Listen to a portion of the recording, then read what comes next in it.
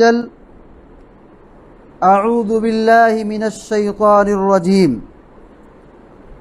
لتجدن اشد الناس عداوة للذین آمنوا اليہود والذین اشرکوا وقال النبی صلی اللہ علیہ وسلم: لأخرجن اليہود والنصارى من جزیرة العرب حتى لا ادع مسلما. رواہ مسلم. حاضرین جمعہ، ہر قسم کی حمد و ثنا، تعریف، کبریائی و بڑائی اللہ رب العالمین کے لیے لائق و زیبا ہے، جس ذات باری تعالیٰ نے ہمیں اور آپ کو دین اور اسلام کی توفیق بخشی. درود و سلام ہو تمام انبیاء کرام پر، بالخصوص ہمارے اور آپ کے آخری نبی جناب محمد رسول اللہ صلی اللہ علیہ وسلم پر. اللہم صلی علی محمد وعلی آل محمد کما صلیت علی ابراہیم وعلی آل ابراہیم انک حمید مجید. اللہم بارک علی محمد وعلی آل محمد کما بارکت علی ابراہیم وعلی آل ابراہیم انک حمید مجید. سورۃ الفاتحہ ہر نماز کی ہر رکعت میں پڑھی جاتی ہے. اس سورۃ الفاتحہ کے اندر بندہ اللہ رب العالمین سے دعا کرتا ہے: اہدنا الصراط المستقیم، تو ہمیں سیدھے راستے پر چلا، صراط مستقیم کی توفیق دے. صراط مستقیم یعنی جنت کا راستہ، توحید و سنت کا راستہ، گمراہی سے ہٹ کر سیدھا راستہ. بندہ اس کی طلب کرتا ہے، اللہ رب العالمین سے مانگتا ہے، دعا کرتا ہے. کون سا سیدھا راستہ؟ صراط الذین انعمت علیہم، وہ سیدھا راستہ جس پر تیرا انعام ہوا، جس پر تو نے اپنا انعام کیا، اپنی رحمت نازل کی، جو نبیوں کا راستہ ہے، صدیقین کا راستہ ہے، شہداء کا راستہ ہے، توحید و سنت کا راستہ ہے. ایسے راستے پر چلنے والوں پر اللہ رب العالمین نے انعام کیا ہے. تو بندہ یہ دعا کرتا ہے کہ مجھ کو سیدھے راستے پر چلا. صراط الذین انعمت علیہم غیر المغضوب علیہم ولا الضالین، وہ راستہ نہیں جس راستے پر چلنے کی وجہ سے تیرا غضب نازل ہوا، تیرا قہر نازل ہوا، اور وہ راستہ جس پر چلنے والے گمراہ ہو گئے. غیر المغضوب علیہم سے مراد مفسرین نے یہود لیا ہے، اور ولا الضالین سے مراد نصارہ کو لیا ہے. یعنی اس راستے سے بچانا جو یہود و نصارہ کا راستہ ہے، گمراہ لوگوں کا راستہ ہے، جس پر تیرا غضب نازل ہوا، تیری لعنت نازل ہوئی، ایسے راستے سے ہمیں بچانا. گویا کہ ہم ہر نماز میں یہ دعا کرتے ہیں کہ ہم صراط مستقیم پر چلیں، تو اس کی ہمیں توفیق دے، صراط مستقیم پر چلنے کی ہدایت دے، اور یہود و نصارہ کی روش سے اور یہود و نصارہ کی مشابہت سے ہمیں بچانا. یہود کون ہیں؟ ان کے نظریات کیا ہیں؟ ان کے خیالات کیا ہیں؟ ہم سب اچھی طرح جانتے ہیں. ہماری شریعت میں بہت سخت تاکید کی گئی ہے کہ ہم یہود و نصارہ سے دور رہیں، ان کی روش اور ان کی مشابہت اختیار کرنے سے بچیں. پیارے نبی صلی اللہ علیہ وسلم کی اگر سیرت کا اگر ہم جائزہ لیں، اللہ کے نبی صلی اللہ علیہ وسلم قدم قدم ان کی مخالفت کرتے تھے. یہود و نصارہ کی چھوٹی چھوٹی چیزوں میں مخالفت کرتے تھے. کیوں؟ کیونکہ یہود و نصارہ یہ وہ قوم تھی، بالخصوص یہود وہ جماعت تھی جو اللہ کی نافرمانی میں، دین کے اندر شرارت، بغاوت اور حد سے تجاوز کرنے میں کہیں کوئی کسر نہیں چھوڑا تھا. اللہ کے نبی صلی اللہ علیہ وسلم کو قتل کرنے کی پلاننگ کی تھی، پیارے نبی صلی اللہ علیہ وسلم کو زہر کھلایا تھا، پیارے نبی صلی اللہ علیہ وسلم پر جادو کیا تھا. یہ سارے کرنے والے کون تھے؟ یہ سب یہود تھے. ان یہودیوں نے اللہ کی کتاب اور اللہ کی شریعت اور اللہ کے اصول اور قانون میں بے جا مداخلت کی، نبیوں کا قتل کیا، اللہ کی کتاب کو بگاڑا، اس کی تحریف کی، اللہ کی آیتوں کو چھپایا اور انبیاء کا قتل کیا، تو اس روئے زمین پر مسلمانوں کا سب سے بڑا دشمن اگر کوئی ہے تو یہودی۔ یہ بات اللہ تعالیٰ نے قرآن کریم میں ذکر کی ہے۔ اللہ تعالیٰ فرماتا ہے لَتَجِدَنَّ أَشَدَّ النَّاسِ عَدَاوَةً لِلَّذِينَ آمَنُوا الْيَهُودَ وَالَّذِينَ أَشْرَكُوا، تم ضرور پاؤ گے کہ اہل ایمان کے سب سے جانی دشمن، سب سے بڑے دشمن یہود کو پاؤ گے، اور اس کے بعد ان لوگوں پاؤ گے جنہوں نے شرک کیا ہے، مشرکین کو۔ مسلمانوں کے سب سے بڑے دشمن یہ یہود ہیں، یہود کے بعد مشرکین ہیں۔ جب ہم یہ دیکھ رہے ہیں کہ مسلمانوں کے ساتھ ان کا سلوک کیسا ہے، جب ہم یہ جان رہے ہیں کہ یہود و نصارہ بالخصوص یہودی اللہ کی کتاب کے ساتھ کیا سلوک کیا، اللہ کے ساتھ کیا سلوک کیا، نبیوں کے ساتھ کیا سلوک کیا، صحابہ کے ساتھ کیا سلوک کیا، عام مسلمانوں کے ساتھ کیا سلوک کیا، تو ہمارے دلوں میں کسی بھی طرح سے کوئی ہمدردی ان کے تعلق سے نہیں ہونا چاہیے، اور ہم ان کی مشابہت اختیار کرتے بہت دور کی بات ہے۔ اور افسوس کا مقام یہ ہے کہ آج امت مسلمہ کا اکثر طبقہ یہود و نصارہ کی روش پر ہے، ان کی مشابہت اختیار کر رہا ہے۔ اللہ کے نبی صلی اللہ علیہ وسلم نے یہ بیان فرمایا تھا کہ لَأُخْرِجَنَّ الْيَهُودَ وَالنَّصَارَى مِنْ جَزِيرَةِ الْعَرَبِ، کہ میں یہود و نصارہ کو جزیرۃ العرب سے نکال دوں گا۔ مرتے وقت آپ نے یہ وصیت کی تھی کہ مشرکین کو نکال دینا، کیونکہ اس جزیرۃ العرب میں 2 دن نہیں رہے گا۔ پیارے نبی صلی اللہ علیہ وسلم دنیا سے رخصت ہوئے، آپ کی وصیت یہ تھی، آپ کا حکم یہ تھا کہ جزیرۃ العرب جو عرب پٹی ہے، اس سرزمین پر یہود و نصارہ نہیں بسیں گے، ان کو یہاں سے نکالا جائے۔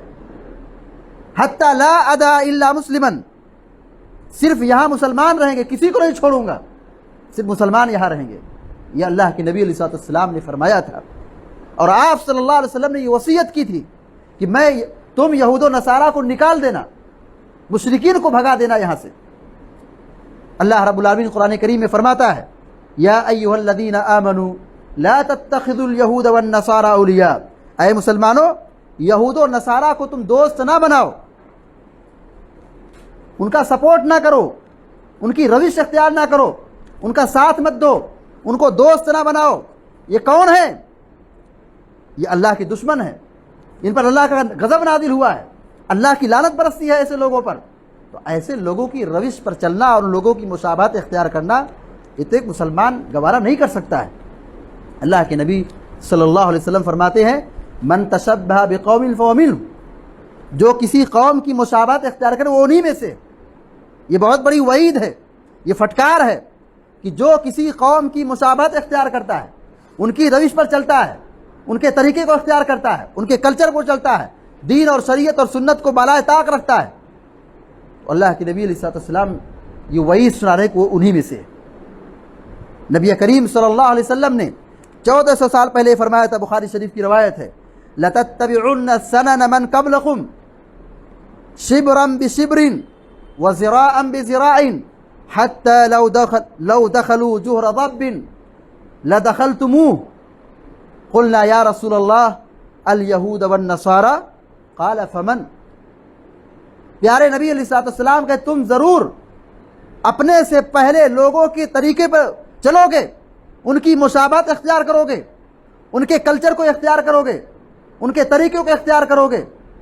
جیسے ایک بالشت دوسری بالشت کے برابر ہوتا ہے، ہاتھ جیسے برابر ہوتا ہے، بازو جیسے برابر ہوتا ہے، جیسے جوتا دوسرے جوتے کے برابر ہوتا ہے، دونوں جوتوں میں کوئی فرق نہیں ہوتا ہے، دونوں ہاتھ میں کوئی فرق نہیں ہوتا ہے، دونوں بالشت میں کوئی فرق نہیں ہوتا ہے، ہاں ایسے ہی تم ان کی نقالی کرو گے، ان کی تہذیب و ثقافت کو اختیار کرو گے، ان کی روش پر چلو گے، یہاں تک کہ حتی لو دخلوا جحر ضب لدخلتموہ، اگر ان میں سے کوئی سانڈا کی سوراخ میں داخل ہو گیا تم بھی داخل ہوگے، جبکہ یہ بہت ہی مشکل ہے، ناممکن ہے یعنی آپ صلی اللہ علیہ وسلم کہنا یہ چاہتے ہیں کہ جیسے جیسے وہ کرتے تھے وہی کام تم بھی کرو گے، جو طریقہ وہ اختیار کرتے تھے وہی طریقہ تم بھی اختیار کرو گے۔ لَتَتَّبِعُنَّ سَنَنَ مَنْ قَبْلَكُمْ، ضرور تم انہی کی روش پر چلو گے جو تم سے پہلے تھے۔ صحابہ اکرام نے پوچھا اے اللہ کے نبی علیہ السلام آپ کہنا کیا چاہتے ہیں، کون لوگ ہیں؟ کیا الیہود والنصارہ، کیا یہود و نصارہ مراد ہیں؟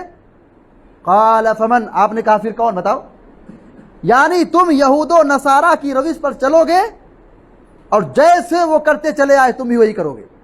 آج اگر آپ جائزہ لے لیجئے، مسلمانوں کی تاریخ پڑھیے، مسلمانوں کی حالت کو دیکھیے، جو غلطی جو شرارت یہودی کرتے تھے وہی شرارت وہی بری روش آج کے مسلمان کرتا ہے۔ صرف معاملہ ایسا نہیں کہ معاملات میں، لین دین میں، لباس اور پوشاک میں یہی معاملہ نہیں ہے، یہاں تک کہ لوگ عقیدے میں بھی ان کی روش کو اختیار کیے ہوئے۔ اللہ کے نبی صلی اللہ علیہ وسلم دنیا سے جب رخصت ہوئے 4-5 روز قبل اللہ کے نبی علیہ السلام بد دعا کی، کہا قاتل اللہ الیہود والنصارى اتخذوا قبور انبیائہم مساجد، کہا یہود و نصارہ کو اللہ غارت کرے، ان لوگوں نے اپنے نبیوں کی قبروں کو سجدہ گاہ بنا لیا۔ آج دیکھ لیجیے، جائزہ لے لیجیے، مسجد غیر آباد ہے مگر لوگوں نے شرک کے چور دروازے کھول کے رکھے۔ مسجد غیر آباد ہے، مسجدوں کی تعداد اتنی نہیں ہے جتنے شرک کے چور دروازے اور شرک کے مظاہر موجود ہیں۔ آج امت کا اکثر طبقہ، مسلمانوں کی اکثریت اسی روش پر چل رہی ہے جس روش پر پیارے نبی علیہ السلام نے منع کیا تھا، ڈرایا تھا اپنی قوم کو، لعنت بھیج کر کے آپ صلی اللہ علیہ وسلم یہ فرماتے ہیں کہ خبردار سنو، جیسے یہودی کرتے تھے خبردار تم ایسا مت کرنا۔ ڈرایا تھا امت کو، شرک کے فتنے سے روکا تھا، جو چور دروازے سے اس سے آگاہ کیا تھا، مگر بدقسمتی یہ ہے کہ لوگ جہالت اور ناسمجھی میں اسی شرک کے چور دروازے کی طرف داخل ہو رہے ہیں اور امت کا اکثر طبقہ اسی میں ہے۔ پیارے نبی صلی اللہ علیہ وسلم نے ایک حدیث کے اندر فرمایا کہ ان اولئک اذا کان فیہم الرجل الصالح فمات بنوا علی قبرہ مسجدا، کہا جب ان میں کوئی نیک آدمی مرتا تھا تو اس نیک آدمی اور بزرگ آدمی کی قبر کو مسجد بناتے تھے، سجدہ گاہ بناتے تھے، وہاں پہ سجدہ کرتے تھے، نمازیں پڑھتے تھے۔ نماز پڑھنا کون سا گناہ ہے، سجدہ کرنا کون سا گناہ ہے، لیکن اگر غلط موقع پر کیا جائے، غلط جگہ پر کیا جائے، یہ شرک ہو جاتا ہے۔ بزرگوں اور ولیوں کی قبروں کو لوگوں نے سجدہ گاہ بنا لیا۔ کون لوگوں نے بنایا تھا؟ یہ یہود و نصارہ لوگوں نے بنایا تھا۔ اللہ کے نبی علیہ السلام فرماتے ہیں وَصَوَّرُوا فِيهِ تِلْكَ الصُّوَرَ، نمبر 1 غلطی انہوں نے یہ کی کہ قبر پر مسجد بنائی، اور دوسری بڑی غلطی یہ کی کہ اسی قبر پر تصویر بنائی۔ کس کی بنائی؟ بزرگوں کی، ولیوں کی تصویر بنا کر کے مقصد کیا تھا؟ ہم ان کو دیکھیں اور ان کے جیسا بننے کی کوشش کریں۔ شیطان نے کیسے گمراہ کیا تھا؟ تصویر بنائی، مقصد یہ تھا کہ ان کی تصویر کو دیکھ کر کے ان کی بزرگی، ان کی شرافت اور ان کی عبادت اور ان کے تقوی کو دیکھ کر کے یہ بھی لوگ اس کی طرح عبادت کریں۔ اللہ کے نبی علیہ السلام فرماتے ہیں اولئک شرار الخلق عند اللہ یوم القیامہ، کہا یہ اللہ کے نزدیک سب سے برے لوگ ہیں قیامت کے دن۔ سنو خبردار، یہ اللہ کی نگاہ میں قیامت کے دن سب سے برے لوگ ہیں۔ کیوں سب سے برے لوگ ہیں؟ اس لیے کہ ان لوگوں نے شرک کے چور دروازے کھول رکھے، توحید کو گوا دیا، قبروں پر جھکنا شروع کر دیا، بزرگوں کی قبروں کو سجدہ گاہ بنا لیا۔ نتیجہ یہ نکلا کہ وہ گمراہ ہو گئے، شرک میں داخل ہو گئے۔ اس لیے اللہ کی نگاہ میں سب سے بدترین لوگ ہیں۔ تو یہ فتنہ کہاں سے آیا؟ یہودیوں سے آیا ہے، نصرانیوں سے آیا ہے۔ اللہ کے نبی علیہ السلام نے اس سے آگاہ فرمایا ہے، متنبہ کیا ہے۔ آئیے دیکھتے ہیں ہماری شریعت میں کتنے ایسے مواقع ہیں جہاں ہماری شریعت میں اللہ کے نبی صلی اللہ علیہ وسلم نے یہود و نصارہ کی مشابہت اختیار کرنے سے منع کیا ہے، سختی سے روکا ہے، اور چھوٹی چھوٹی چیزیں، معمولی چیزیں، قدم قدم پر اللہ کے نبی علیہ السلام نے یہود و نصارہ کی مخالفت کی ہے۔ مشابہت اختیار کرنا نہیں ہے، مخالفت کا حکم دیا گیا ہے۔ اللہ کے نبی صلی اللہ علیہ وسلم جب مدینہ تشریف لائے، عاشورہ کا روزہ رکھتے تھے، 10 محرم کا روزہ رکھتے تھے۔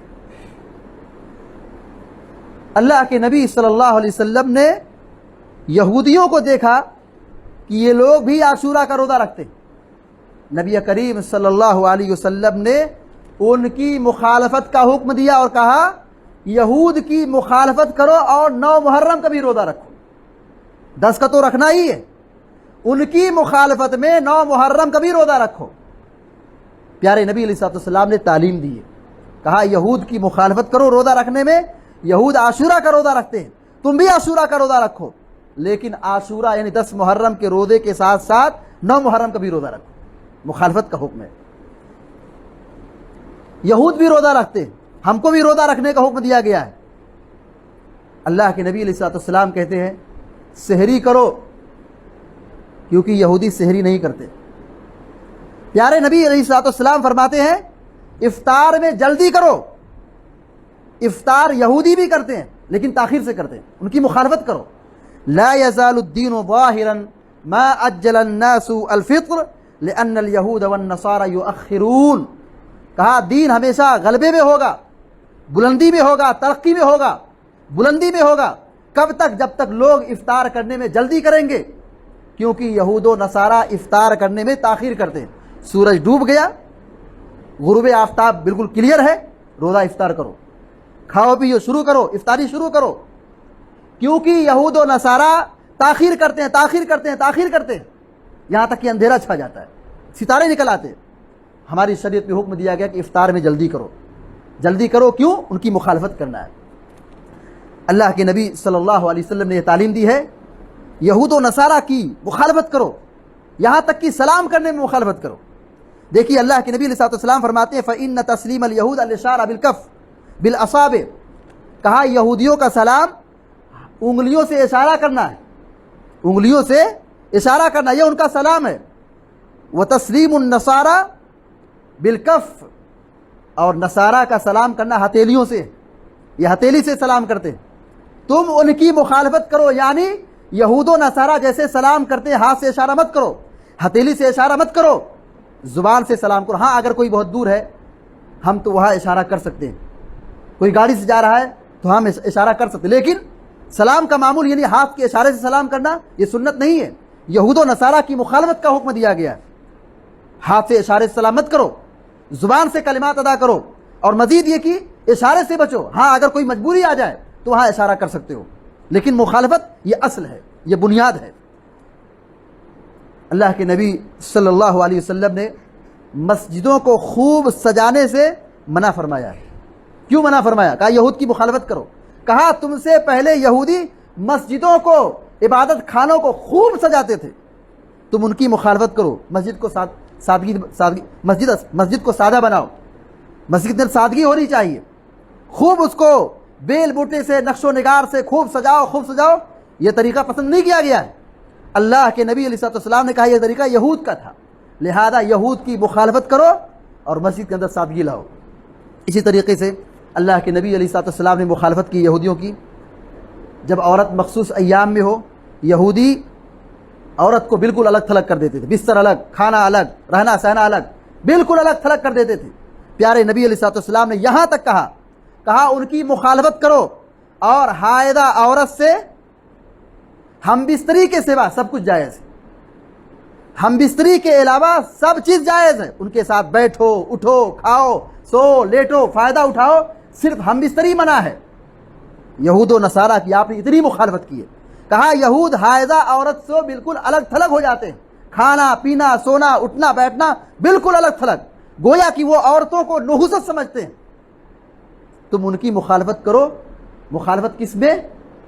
حائضہ عورت سے اپنے قریب میں رکھو، بس ہم بستری حرام ہے، بقیہ سب چیز جائز۔ ہم سمجھ سکتے ہیں کہ ہماری شریعت میں کتنی مخالفت کا حکم دیا ہے، کتنی شدید مخالفت کا حکم دیا ہے کہ یہود کی مخالفت کرو۔ اسی طریقے سے اللہ کے نبی علیہ الصلوۃ والسلام نے سفید بالوں کو رنگنے کا حکم دیا، خضاب لگانے کا حکم دیا۔ کیوں؟ کہا کہ یہود نہیں خضاب کرتے، ان کی مخالفت کرو۔ چپل جوتا جہاں موقع ہو پہن کر کے نماز پڑھو۔ کیوں؟ یہود و نصارہ ننگے پاؤں نماز پڑھتے ہیں، جوتا چپل پہن کے نماز نہیں پڑھتے ہیں۔ شریعت میں اتنی تاکید کی گئی ہے، جوتا چپل ایک عادت ہے، پہنے نہ پہنے یہ اپنی مرضی ہے، لیکن یہ تعلیم دی گئی کہ جوتا چپل پہن کے نماز پڑھو. کیوں پڑھو جوتا چپل پہن کر کے؟ کیونکہ یہود و نصارہ جوتا چپل پہن کے نماز نہیں پڑھتے. ہاں کہاں عمل کرنا ہے؟ جہاں اس کی گنجائش ہے، جہاں اس کی ضرورت ہے. اسی طریقے سے یہود کی مخالفت کا حکم دیا گیا. کہا کہ آمین کہو، سورہ فاتحہ پڑھو، آمین کہو، بلند آواز سے آمین کہو، ان کی مخالفت کرو. کیونکہ یہود و نصارہ کیونکہ یہود آمین سے بہت زیادہ حسد کرتے ہیں. سلام کو عام کرو، سلام کو پھیلاؤ، سلام کو عام کرو. کیونکہ یہودی سلام سے بہت زیادہ جلتے، حسد کرتے. تو بلند آواز سے آمین کہنا، نماز میں بلند آواز سے آمین کہنا، یہ سنت ہے، نبی کا حکم ہے. یہودی آمین سے جلتے اور چڑھتے ہیں، حسد کرتے ہیں. یہود کی مخالفت کرو اور بلند آواز سے آمین کہو. اسی طریقے سے اللہ کے نبی صلی اللہ علیہ وسلم نے مخالفت کن چیزوں میں کی ہے؟ دیکھیے، جب آپ مدینہ تشریف لائے تو آپ اپنے سر کے بال کو آگے لاتے تھے، پیچھے نہیں لاتے تھے. سر کے بال کو آگے لاتے تھے، پیشانی کی طرف لاتے تھے، صدلے کرتے تھے. لیکن جب دیکھا کہ یہ طریقہ یہودیوں کا ہے، یہودی ایسا کرتے ہیں، پیارے نبی صلی اللہ علیہ وسلم نے بال کو جھاڑنا شروع کیا، کنگھا کرنا شروع کیا، یعنی بیچ سے مانگ نکالی، آدھا ادھر آدھا ادھر. کہا کہ یہود کی مخالفت کرو، اپنے بال میں مانگ نکالو، یہود کی مخالفت کرو. یہ نہیں کہ سر کا بال لا کر پیشانی لا کر لٹکا دو. اور آج نوجوان ایسے ہی اکثر لوگوں کو دیکھا جاتا ہی کرتے ہیں. یہ یہودیوں کی مشابہت ہے، اس سے ہمیں بچنا چاہیے. اللہ کے نبی صلی اللہ علیہ وسلم نے کیا کہا یہود ایسا کرتے ہیں. پھر آپ صلی اللہ علیہ وسلم نے بال کو جھاڑنا شروع کیا، بیچ میں مانگ نکالنا شروع کیا. بخاری شریف کی روایت ہے. اسی طریقے سے یہودیوں کی مخالفت کا جہاں ہمیں حکم دیا گیا اس میں سے ایک یہ بھی ہے کہ ہم قبر کو سادہ بنائیں، پختہ قبر نہ بنائیں، قبروں کو سجدہ گاہ نہ بنائیں. تب یہود کی مخالفت ہوگی. اگر کوئی آدمی قبروں کو پختہ بنا رہا ہے اور قبروں کے سامنے جھک رہا ہے، سجدہ کر رہا ہے، یہودی کی مشابہت اختیار کر رہا ہے. اور ہمیں حکم دیا گیا کہ ہم یہودیوں کی مخالفت کریں.